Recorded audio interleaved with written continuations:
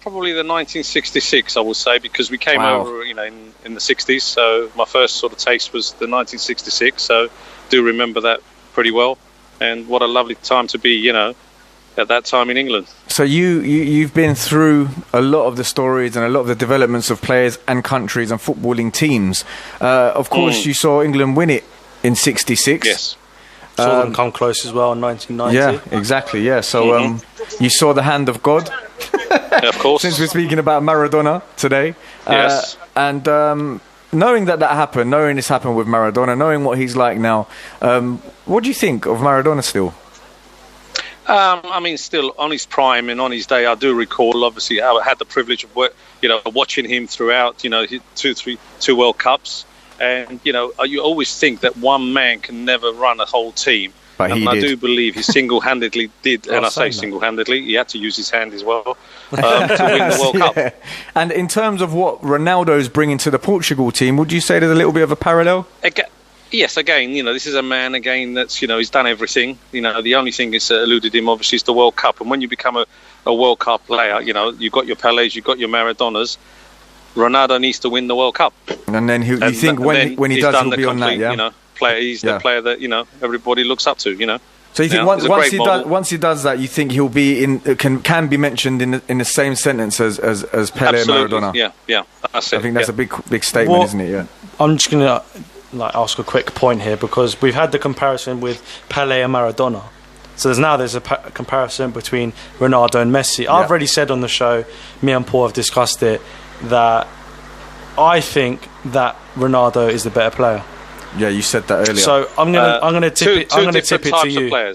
Two different types of players in my liking. Yeah. You've got somebody who's got the build, the height, and everything else, and you've got someone who's got the ability and the skill. And when you look back in the days of the Maradonas and the Pelés, similarities come into play here, where you had Pelé, who was tough, and he had a really tough time, obviously, in those days, because tackling was a lot harder and you had to be a lot more skillful. But you've got obviously Messi, who has got the skill, the ability to to go past players. He's got the not such a big player, but has the ability and the balance and 2 feet. And you saw the other night how he's on his right foot, the touch, balance, the ability to control and to put it away. Maradona obviously had that as well. He was very small, very petite, but had the ability to go past players. He had speed, so again, similarities come into play there. Again, there'll always be over the years, you always pick out two Ronaldo players and that Messi, then go on, have that ability to do something special. And when you've got them in the team, this is why I think Argentina have got that player. And you never know, if he gets the touch, if he gets the ability, they'll go a long ways. Well, Argentina. So you reckon Messi or Ronaldo? Go on. You haven't given us your we need an answer. I would say Ronaldo. Ooh. Really? He's got. That's 2-0. Ronaldo. 2-0. Are you sure that's not just been overshadowed because of the World Cup and now he's come good? No, if it was before that, would you still have said Ronaldo before 2 weeks ago? Statistics, look at the statistics that he has put on play. He has been around. He's also played at the Premiership. He's I think he's got the complete. The only thing that eludes him, obviously, is the World Cup. He needs to win that, and then I think you could safely say you put him up there with the best. One quick question before you go, because I know you're super busy. We've touched on England, and I want to hear what your take is on Gareth Southgate yesterday. I don't know if you've watched the game, because obviously very busy man, but I want to see your take.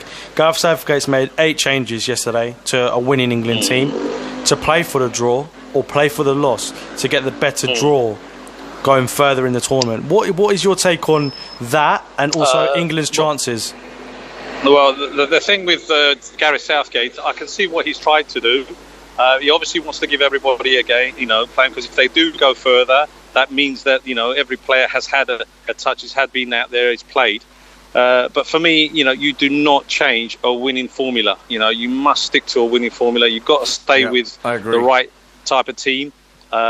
Get your winning mentalism going. And for me, I think he shouldn't have changed it. You never know. You think that side is better of the side of the group. Wait until you get the likes of Sweden and Croatia. And I feel Croatia, for me, are going to give, England, if they get to that stage, I think they'll give them a hard time. I feel it's a bit of a disrespect. You're in the World Cup. You're not playing in the Carling Cup and you've got to change your team. I feel you're in the World Cup. Play your best 11. Well, another thing. Of course. Another thing.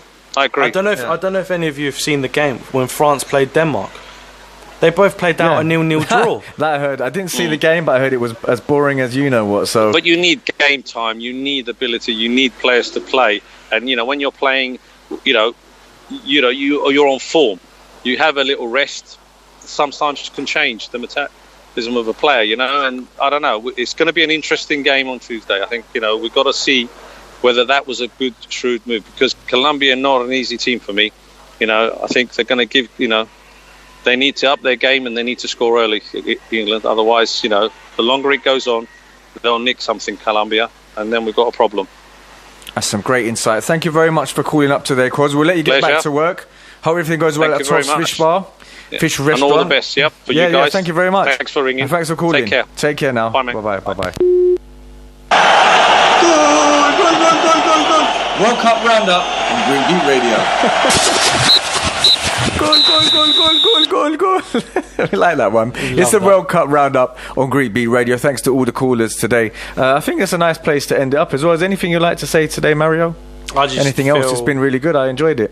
The calls that we've had, that they've made some excellent points, and how we've talked about, we've obviously talked about the funny side of Maradona, and talked about Senegal and stuff like that. But this tournament has proved that anyone can win it, and it's never been like this before. It actually hasn't. It actually has never. I know you're young still, but it's never ever been like this before. When the last two World Cups, I've said from the start who's going to win it, and I haven't been far off. Yeah. Last time I said Argentina, and they got to the final.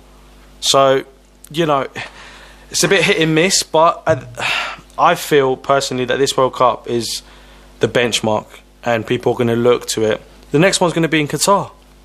That's right. It's going to be